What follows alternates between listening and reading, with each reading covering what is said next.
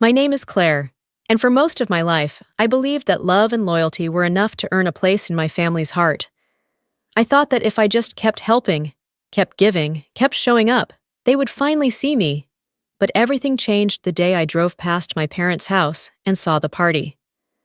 There were balloons floating in the spring breeze, cars lining the street, and a giant banner stretched across the front yard that read, "Congratulations, Ethan, our pride and joy." No one had called me, no one had invited me, and yet, as I sat there frozen behind the wheel, the sharpest pain wasn't that I was left out. It was realizing that I wasn't even surprised. But the story didn't end there. Days later, a call came that would pull back the curtain on all the secrets my family had been hiding, and force me to decide who I really wanted to be.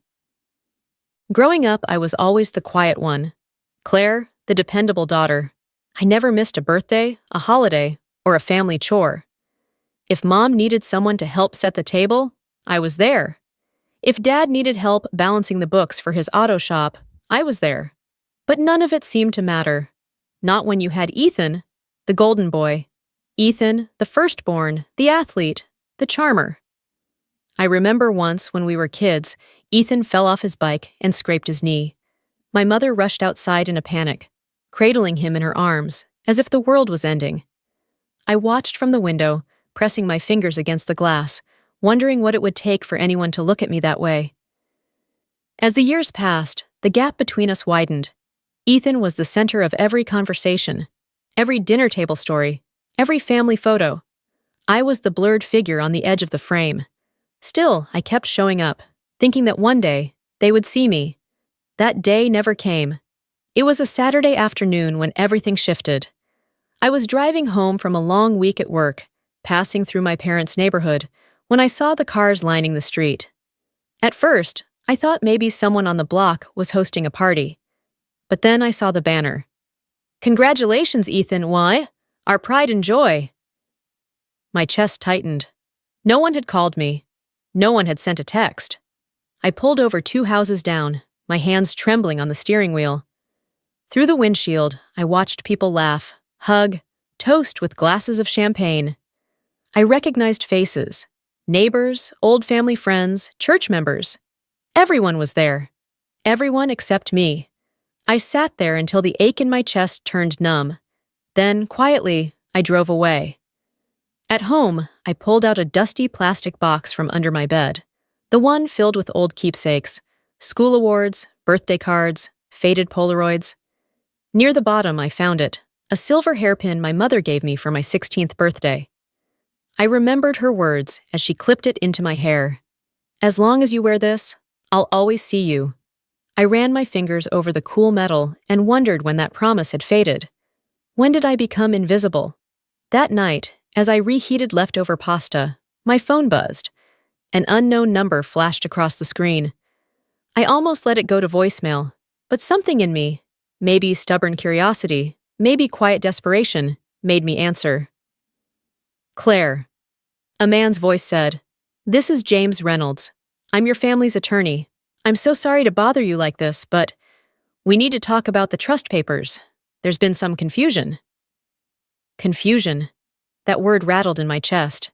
"I think you should come in," he added softly. "There are things you need to see." The next morning, I sat in my car outside the attorney's office, hands gripping the steering wheel so tightly, my knuckles turned white. I had barely slept. My mind kept replaying James Reynolds' words. "There are things you need to see." What did that mean? And why now? Inside, the office smelled of old wood and fresh coffee. James Reynolds was a kind-looking man in his 60s, his gray hair neatly combed back, his glasses perched on the tip of his nose. He greeted me with a firm handshake and led me to a small conference room. "I'm glad you came, Claire," he said gently as he laid a thick folder on the table. "Your parents updated their estate plans recently. Everything was transferred to Ethan. The house, the shop, the savings, the investments." I swallowed hard. "I know," I whispered, my voice raw.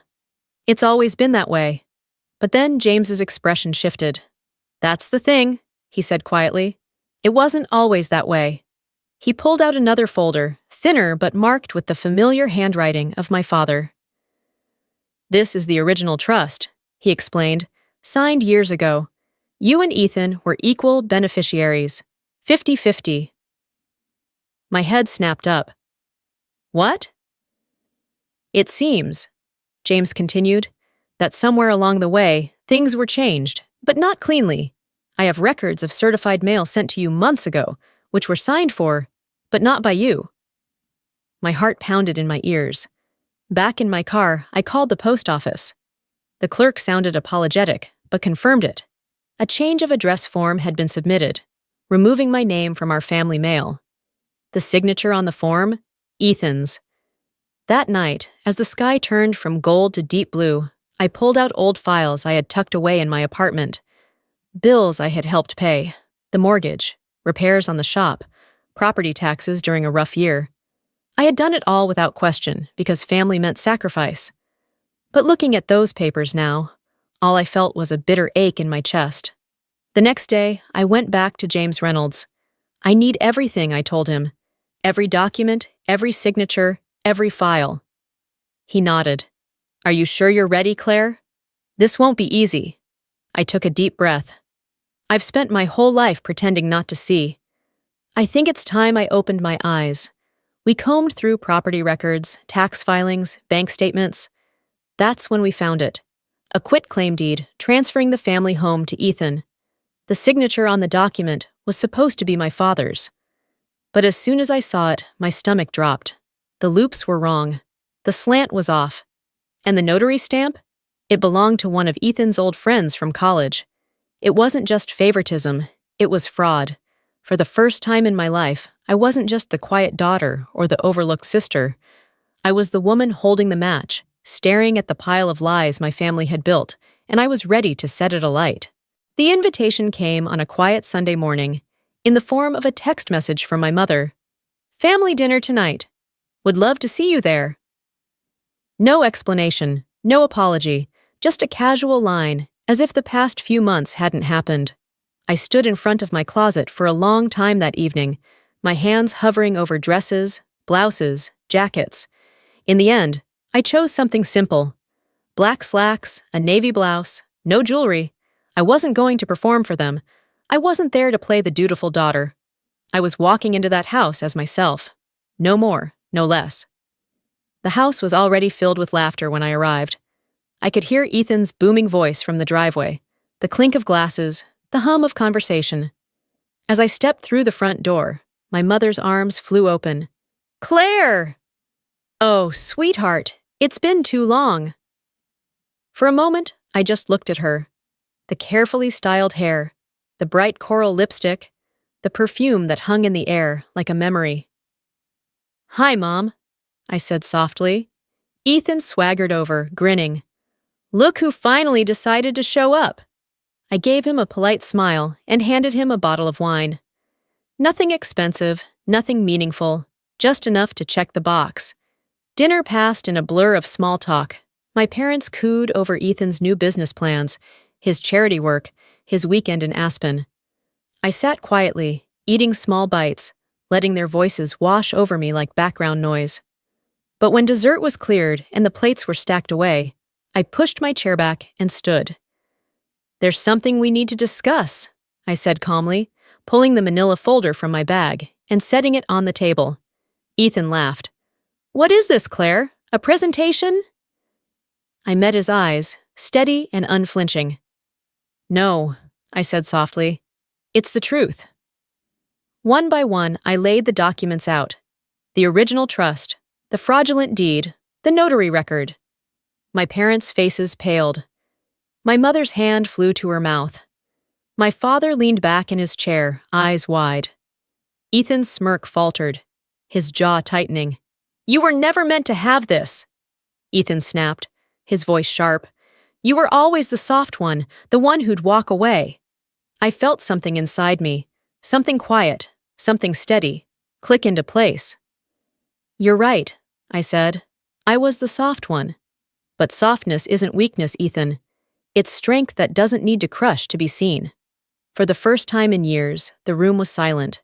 No one moved, no one laughed. My mother opened her mouth, but no words came.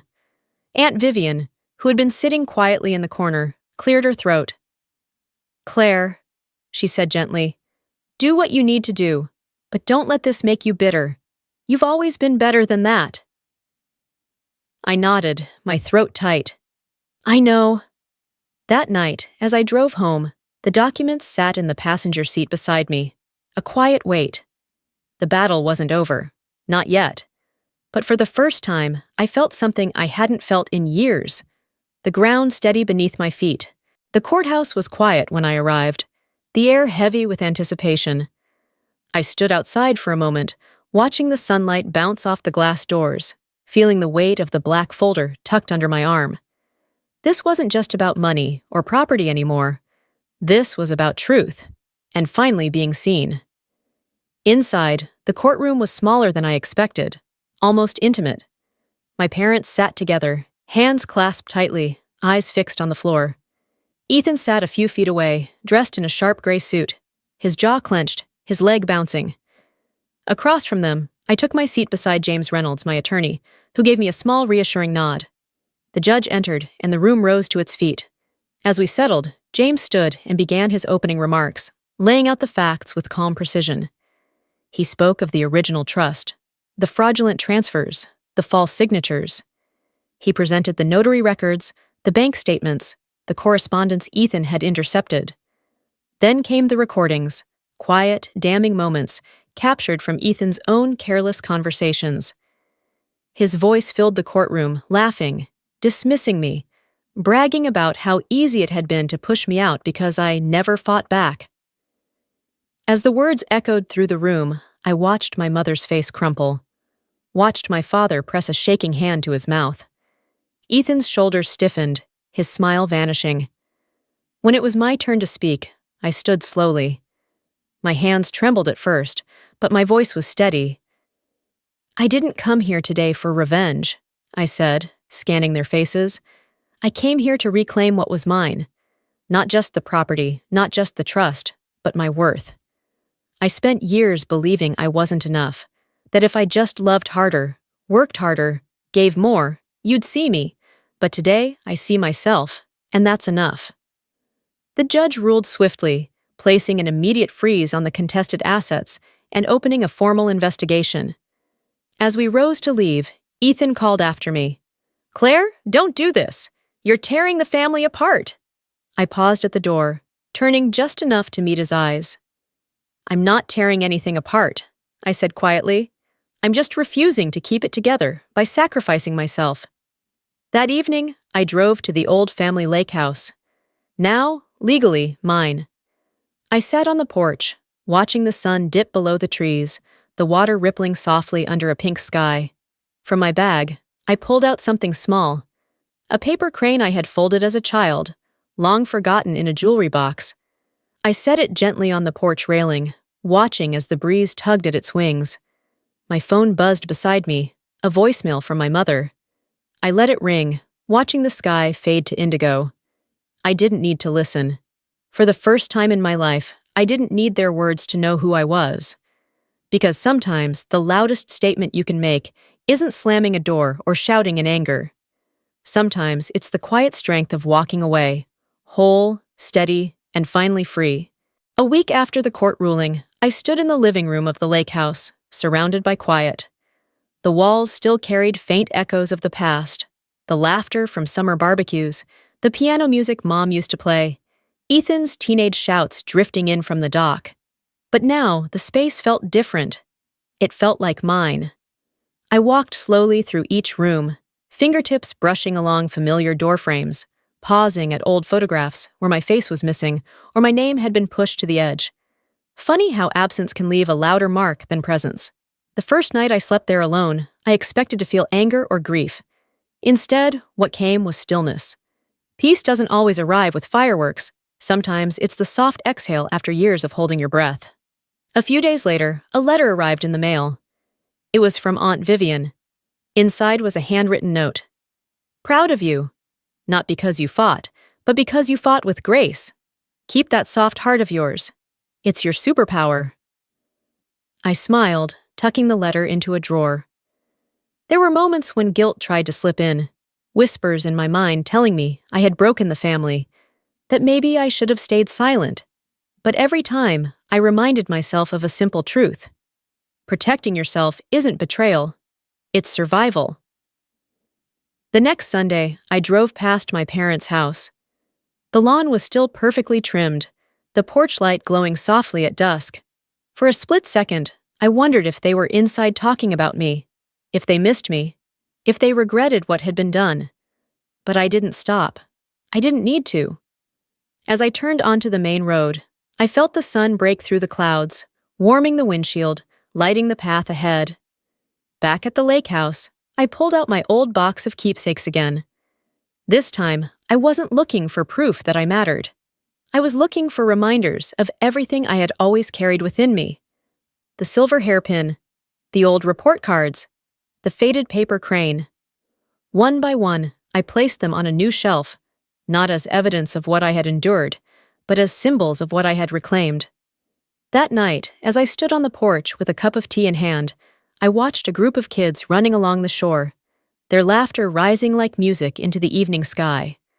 One little girl paused, holding something small and folded in her hands, a paper bird, its wings flapping softly in the breeze. I smiled because I understood. I had been the invisible one, the quiet one, the overlooked one.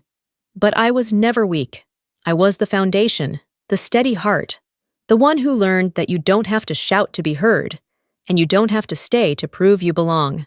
Sometimes the greatest victory is simply walking away, not with anger, not with vengeance, but with the quiet dignity of someone who has learned, at last, to choose herself.